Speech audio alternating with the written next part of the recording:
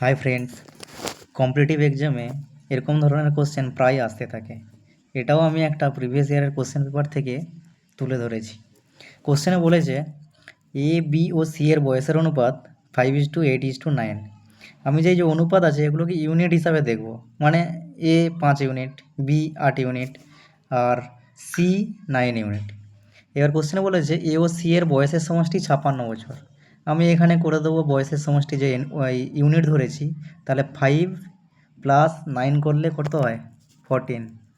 কিন্তু এখানে কত দেওয়া আছে, এ ও সি এর বয়সের সমষ্টি 56, তাহলে 14 = 56।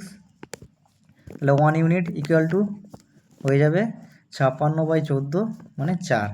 তাহলে 1 ইউনিট বেড়ে গেছে 4। কি চেয়েছে, বি এর বয়স কত? তাহলে বি এর বয়স 8 ইউনিট ছিল, 1 ইউনিট 4 হয়ে গেছে। তাহলে কত হবে, বি কত হবে? 8 × 42 হয়ে যাবে 32। Answer B.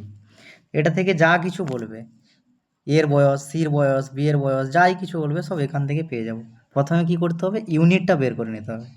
ঠিক আছে, থ্যাংক ইউ।